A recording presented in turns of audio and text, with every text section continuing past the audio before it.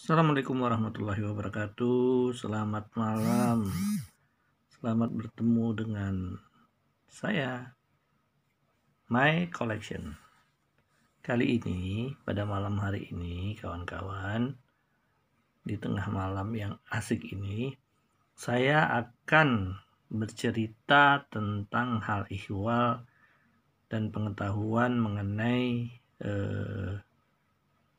batu fosil yang bernama ammonite, atau banyak orang menyebutkannya sebagai batu keong buntet. Kawan-kawan bisa menyaksikan di sini. Nah, seperti ini nih strukturnya.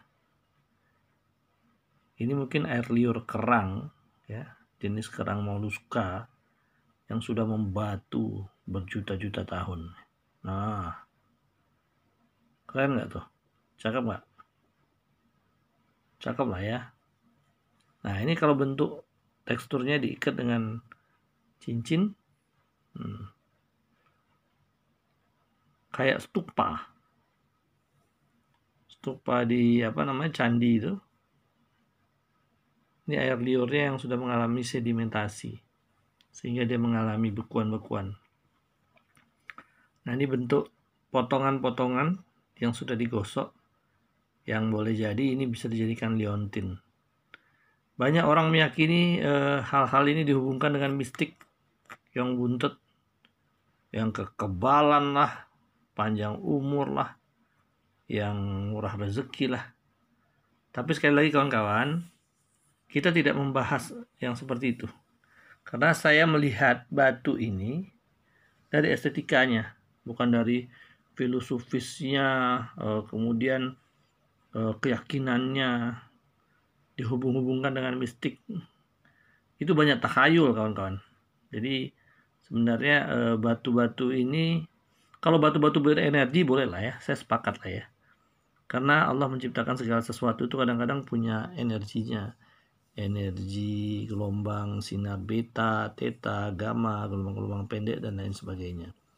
Seperti batu-batu hitam, dia bisa menyerap spektrum gelombang-gelombang pendek, sehingga banyak orang mengatakan bahwasanya batu hitam itu penangkal sihir, karena sihir dikirimkan dengan gelombang-gelombang pendek. Ya, sah-sah saja, karena Tuhan itu menciptakan segala sesuatu itu dalam keadaan seimbang. Dan Allah juga menciptakan segala sesuatu itu dengan kadar-kadar tertentu, dengan keutamaan-keutamaan dan kelebihannya, sehingga dia mempunyai manfaat. Dan tidak ada satupun penciptaan benda-benda di alam semesta ini yang diciptakan Allah Subhanahu wa Ta'ala yang tidak ada manfaatnya. Semuanya ada manfaatnya dan ada nilainya. Bisa dikonversikan ke nilai rupiah kalau diperjualbelikan, diikat dengan perak atau besi, sehingga dia menjadi kemasan permata-permata yang indah, bisa dikenakan dan sangat menarik. Karena ini fosil ya, fosil keong atau moluska, binatang-binatang di masa prasejarah. Bisa saja dia dari gurita, cumi-cumi dan lain sebagainya, atau dari keong-keong yang menjalar di dasar laut, kemudian terkena peristiwa gempa bumi, terkena lahar, mengalami sedimentasi, kena bekuan dan lain sebagainya. Nah, sekarang kita mengulas kawan-kawan, keong buntet itu apa sih? Jadi sebenarnya fosil kerang laut itu namanya ammonite. Nah, inilah jenisnya ammonite tadi yang seperti yang kita bahas itu ya. Cakep sekali ya kawan-kawan ya. Nah, fosil kerang laut. Jadi ammonite ini sebenarnya adalah jenis keong laut prasejarah. Pertama kali muncul pada zaman Devon sekitar 410 sampai 360 juta tahun yang lalu, dan telah punah bersamaan dengan punahnya dinosaurus pada zaman Kapur sekitar 65 juta tahun yang lalu. Ammonite ini bisa dari Madagaskar, banyak katanya di Madagaskar. Erat kaitannya dengan moluska, binatang lunak yang sampai saat ini masih hidup seperti gurita, cumi-cumi, sotong, dan merupakan hewan predator yang hidup di dalam rumah berbentuk kerang.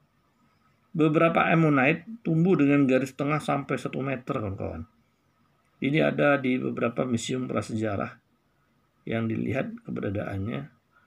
Ketika ditegakkan keongnya, wow, segede meja. Ini. Saat ini, fosil ammonite telah ditemukan dalam berbagai macam bentuk dan warna. Ini warnanya coklat sampai ada yang hitam, ada yang warna-warni, ada yang merah. Bahkan ada yang memiliki warna seperti pancawarna, banyak warna di dalamnya. Jadi kan ada bentuknya juga demikian. Bentuknya ada yang spiral, juga non-spiral. Sedangkan warnanya antara lain adalah coklat abu-abu, putih, bahkan iridescent, warna-warni. Di Indonesia, fosil ammonite ini ditemukan di Nusa Tenggara Timur paling banyak dalam formasi batu lempung merah berumur Permian sekitar 225 sampai 280 juta tahun. Selain itu, fosil ammonite ditemukan juga di Papua dalam formasi batu batuan lempung yang hitam warnanya berumur Jura sekitar 127 juta sampai 152 juta tahun.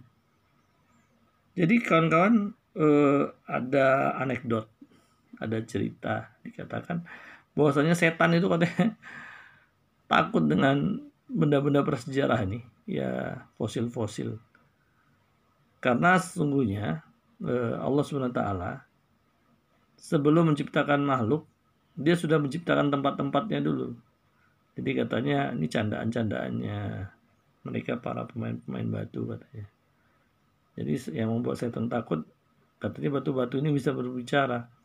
Ini gua ini lebih tua daripada lu.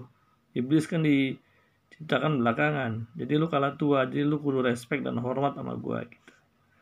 Ini hanya cerita lucu-lucu aja kawan-kawan yang menceritakan bahwasanya orang-orang yang pakai benda-benda keramat ini membuat setan takut. Dan kita tidak mempercayai itu. Itu sekali lagi itu hanya cerita. Just for say, just for story. Ya, ini hanya buat rame-rame aja supaya orang-orang tertarik untuk memilikinya. Jadi supaya orang tertarik, salah satu strategi berniaga adalah membuat cerita. Jadi ini kawan-kawan, kalau kita tidak korek, tidak open, bisa-bisa kita termakan dengan tipu-tipuan itu. Akibatnya apa? Kocek atau kantong kita terkuras. Jangan mau ya kawan-kawan ya. Cukup pengetahuannya kita hanya ketahui seperti itu. Kenapa? Kita harus mengerti benda-benda yang ditransaksikan, ditradingkan, bahwasanya benda-benda itu adalah benda-benda yang mau diperjualbelikan. Kadang-kadang dibuatlah legenda atau cerita-cerita terkait dengan benda-benda tersebut. Ada yang mengatakan pada masa lalu bayi yang keluar dari kerang, sehingga kerang raksasa ini katanya bisa menenangkan bayi yang menangis. Apa hubungannya? Semuanya tidak ada hubungannya. Bayi menangis tuh karena haus. Bayi menangis karena dijauhi dari ibunya. Jadi karena dia kelaparan. Jadi tidak ada hubungannya. Kalau kebetulan mungkin dia diam, dia terheran-heran, ini benda apa kali ya? Dikiranya mainan gitu. Jadi ini kawan-kawannya, jangan kita tertipu dengan hal-hal apalagi yang berbau-bau mistik. Ini biasanya orang-orang yang kurang pendalaman agamanya kerap kali tertipu dengan hal-hal semacam ini. Dibilang keong buntet itu akan memberikan kekebalan. Keong buntet itu akan memberikan peruntungan. Apa dayanya benda-benda ini bisa memberikan kekuatan orang dia tidak ada ruh. Terlepas apa-apa yang ada di langit dan di bumi berzikir kepada Allah. Dan hanya mungkin Allah yang tahu bagaimana bentuk zikir-zikir mereka gitu. Karena memang molekul-molekul benda padat, benda cair pun itu sebenarnya elektron, neutron, proton yang ada di dalam kandungannya itu bergerak. Ada yang membentuk komposite, membentuk komposisi sehingga dia berdiam di tempatnya. Namun kalau kita teliti lagi lebih kecil, ada semacam komposisi elektron, neutron, kemudian proton. Benda-benda itu sebenarnya di dalamnya komposisinya ada bagian terkecilnya yang dia bergerak walaupun dalam keadaan diam.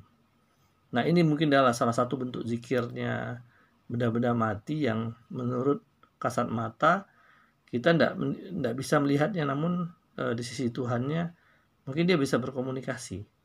Tapi mungkin orang-orang sufi, orang-orang alim ulama yang diberi kecerdasan spiritual dan dia punya penglihatan mata hati, mata batin, dia bisa membaca ini semua.